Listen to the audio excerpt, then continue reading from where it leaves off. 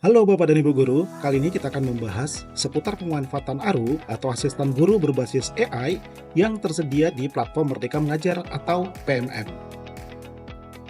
Mari kita lihat bersama topik yang akan kita bahas dalam sesi ini.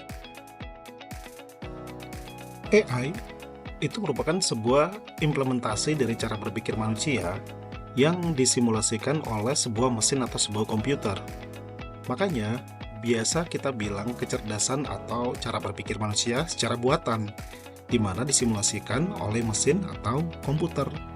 Cara berpikir yang dimaksud di sini adalah berupa proses belajar, mengumpulkan informasi sebanyak-banyaknya untuk disaring, kemudian diambil kesimpulannya, serta dilakukan refleksi terhadap kesimpulannya. Nah, disimulasikan proses ini oleh mesin adalah agar bisa dilakukan dengan lebih cepat dan dengan skala yang lebih besar. Kalau manusia kan ada batasan memori, kecepatan, penyimpanan informasi. Sedangkan kalau proses yang dilakukan oleh mesin atau komputer memang dibuat untuk mempercepat proses itu. Dengan pengembangan teknologi AI, proses berpikir lengkap dari belajar, mengambil kesimpulan, serta refleksi itu bisa dilakukan oleh mesin. Jadi, kita mulai berevolusi lebih lanjut nih. Dari mesin-mesin yang tadinya hanya bisa memberikan instruksi relatif sederhana, dan tanpa pengambilan kesimpulan dan refleksi, contohnya kalkulator. Jadi yang bisa sekarang adalah mesin yang menyerupai cara berpikir manusia. Apa saja contoh AI di sekitar kita? Untuk ibu bapak yang sudah sering menggunakan berbagai website atau aplikasi, itu sangat mudah kita temukan. Misalnya di media sosial seperti Instagram, Facebook, YouTube, itu mesin yang dibaliknya berfungsi mengumpulkan berbagai informasi tentang kita, apa yang kita konsumsi atau belajar, kemudian mengambil kesimpulan tentang apa yang kita suka, hingga bisa memberikan rekomendasi konten yang kita suka. Nah, makanya kita bisa scroll-scroll terus tanpa henti, karena konten yang disuguhkan sesuai dengan apa yang memang kita minati, apa yang kita buka-buka itulah yang menjadi histori bagi mesin untuk selalu memunculkan rangkaian konten yang memang sering-sering kita buka, sering-sering kita minati, seperti itu. Nah, beberapa tahun terakhir, teknologi AI itu berkembang dengan sangat pesat, hingga memunculkan satu cabang yang mulai banyak diperbincangkan karena dianggap sangat ajaib Bapak Ibu, yaitu namanya Generative AI. Nah, sebagaimana namanya, Generative AI ini merupakan jenis AI yang dibentuk dan dilatih untuk memiliki kemampuan menggenerate atau membuat konten baru seperti teks, gambar, video, dan lain-lain. Nah, konten-konten itu dibuat berdasarkan informasi atau data yang dimiliki. Contoh beberapa aplikasi AI, generative AI ini adalah ChatGPT, Gemini dari Google, Claude, Midjourney, Magic School, dan juga ada dalam PMM namanya ARU atau asisten guru. Nah, sekarang kita akan melihat bagaimana Gen AI atau Generative AI tadi itu bisa menguntungkan guru. Yang pertama, pekerjaan lebih efisien. Kenapa? Karena bisa membantu kita untuk membuat materi pelajaran, soal, aktivitas, dan lainnya tidak dari nol lagi, gitu. Kemudian yang kedua, inspirasi untuk kita mengajar. Karena Gen AI ini bisa membantu memperdalam rencana belajar yang variatif, ya, sesuaikan dengan kebutuhan siswa kita yang berbeda-beda. Kemudian juga bisa memberikan umpan balik, bisa membantu kita untuk memberikan umpan balik terkait konten yang sudah ada. Nah, Bapak Ibu tentunya semakin penasaran kan gimana menggunakan ARU atau asisten guru? Lihat kembali ke PMM Bapak Ibu, apakah sudah muncul menu asisten guru seperti gambar di samping ini.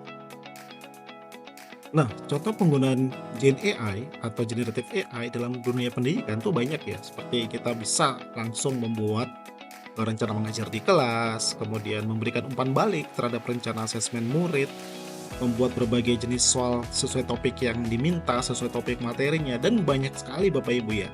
Nah, ini ada contoh penggunaan AI, misalkan menggunakan Canva ya Bapak Ibu, kalau melihat gambar ini kan pasti Canva ya. Kemudian ada Gemini AI dari Google ya, kemudian di bagian bawah ini ada namanya menggunakan OpenAI ya, atau ChatGPT dari OpenAI. Nah, Bapak Ibu tahu nggak kalau di platform Merdeka Mengajar kita atau di aplikasi PMM kita itu sudah terdapat namanya fitur asisten guru atau ARU. Nah, fitur asisten guru ini merupakan salah satu fitur terbaru di PMM yang berbasis teknologi Gen AI. Nah, fitur ini sudah dilengkapi dengan pengetahuan tentang program dan kebijakan Kemdikbudristek Republik Indonesia, terutama kurikulum Merdeka. Dan memang fitur asisten guru atau ARU di PMM ini itu didesain untuk membantu guru dalam kegiatan sehari-harinya. Namun, fitur ARU ini memang sedang dalam masa uji coba, sehingga pemanfaatan dan penggunaan atau dampaknya terhadap pengguna itu saat ini terpasang hanya di pengguna PMM yang terpilih saja yang dapat mengakses fitur ini. Sungguh beruntung sekali Bapak Ibu kalau Bapak Ibu membuka PMM-nya kemudian ada fitur namanya asisten guru. Berarti Bapak Ibu salah satu guru yang terpilih untuk menikmati atau mencoba fitur daripada ARU tersebut. Nah, ini adalah beberapa atau tampilan dari asisten guru ya yang ada di platform Merdeka Mengajar. Nah, manfaatnya tuh banyak ya Bapak Ibu. Di antaranya bisa membantu Bapak Ibu untuk menyusun modul ajar dan modul project, kemudian bisa membantu juga untuk mencari ide mengajar yang kreatif ya. Bisa juga untuk membuat soal ya, kemudian menyusun strategi pengajaran, memberi saran untuk keterlibatan murid dan juga untuk mencari informasi seputar pengajaran. Tentunya banyak ya fungsinya ya yang bisa kita gunakan untuk membantu tugas kita sebagai seorang guru dengan memanfaatkan ARU tersebut Bapak Ibu. Nah, berikut bagaimana sih langkah-langkah mengakses ARU? Mari kita simak.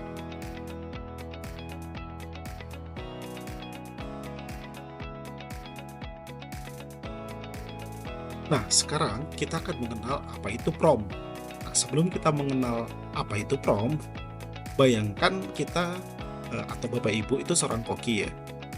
Nah, AI itu adalah asisten Bapak Ibu, asistennya koki yang bisa membantu Bapak Ibu menyiapkan bahan baku, memotong sayuran dan daging, membantu menyiapkan panci, menyalakan kompor, hingga mengaduk masakan sesuai resep yang Bapak Ibu instruksikan.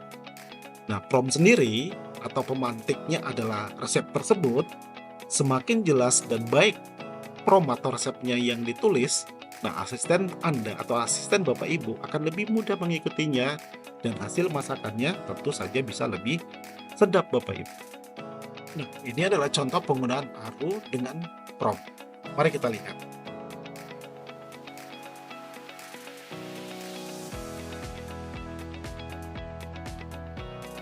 Nah, berikut panduan membuat prompt untuk asisten guru. Nah, Bapak Ibu, untuk mendapatkan hasil yang lebih memuaskan, Bapak Ibu guru dapat menggunakan struktur prompt sebagai berikut.